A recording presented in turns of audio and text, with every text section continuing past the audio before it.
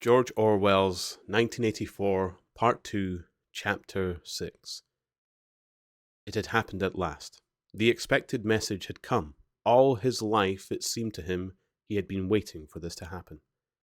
He was walking down the long corridor at the ministry, and he was almost at the spot where Julia had slipped a note into his hand when he became aware that someone larger than himself was walking just behind him. The person, whoever it was, gave a small cough, evidently as a prelude to speaking. Winston stopped abruptly and turned. It was O'Brien. At last, they were face to face, and it seemed that his only impulse was to run away. His heart bounded violently. He would have been incapable of speaking. O'Brien, however, had continued forward in the same movement, laying a friendly hand for a moment on Winston's arm, so that the two of them were walking side by side. He began speaking with the peculiar grave courtesy that differentiated him from the majority of inner party members. "I had been hoping for an opportunity of talking to you," he said. "I was reading one of your Newspeak articles in The Times the other day. You take a scholarly interest in Newspeak, I believe." Winston had recovered part of his self-possession. "Hardly scholarly," he said. "I'm only an amateur. It's not my subject. I never had anything to do with the actual construction of the language." "But you write it very elegantly," said O'Brien. "That is not only my own opinion. I was talking recently to a friend of yours who is certainly an expert. His name has slipped my memory for the moment." Again, Winston's heart stirred painfully. It was inconceivable that this was anything other than a reference to Syme. But Syme was not only dead, he was abolished, an unperson. Any identifiable reference to him would have been mortally dangerous. O'Brien's remark must obviously have been intended as a signal, a code word.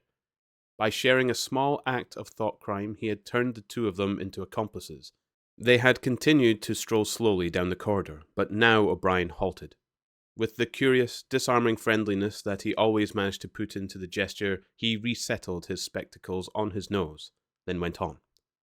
"What I really intended to say was that in your article I noticed you had used two words which have become obsolete, but they have only become so very recently.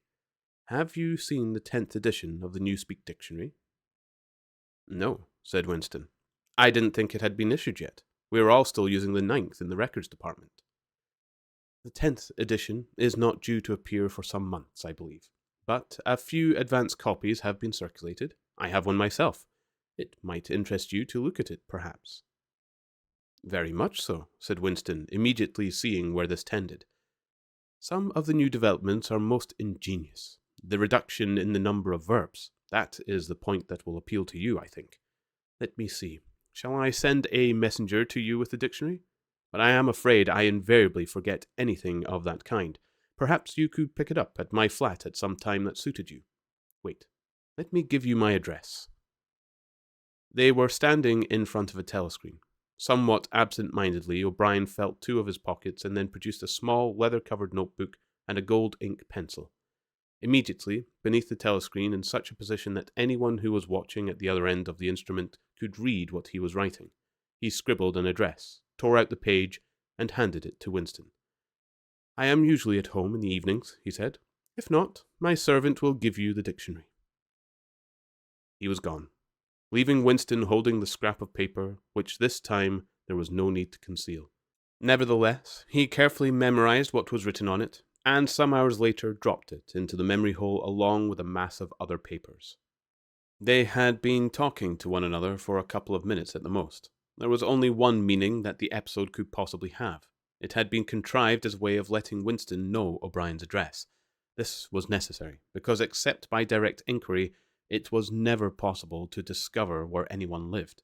There were no directories of any kind. "If you ever want to see me, this is where I can be found," was what O'Brien had been saying to him. Perhaps there would even be a message concealed somewhere in the dictionary. But at any rate, one thing was certain. The conspiracy that he had dreamed of did exist, and he had reached the outer edges of it. He knew that sooner or later he would obey O'Brien's summons. Perhaps tomorrow, perhaps after a long delay, he was not certain. What was happening was only the working out of a process that had started years ago. The first step had been a secret. Involuntary thought. The second had been the opening of the diary. He had moved from thoughts to words, and now from words to actions. The last step was something that would happen in the ministry of love. He had accepted it. The end was contained in the beginning, but it was frightening, or more exactly, it was like a foretaste of death, like being a little less alive. Even while he was speaking to O'Brien, when the meaning of the words had sunk in, a chilly, shuddering feeling had taken possession of his body. He had the sensation of stepping into the dampness of a grave, and it was not much better because he had always known that the grave was there and waiting for him.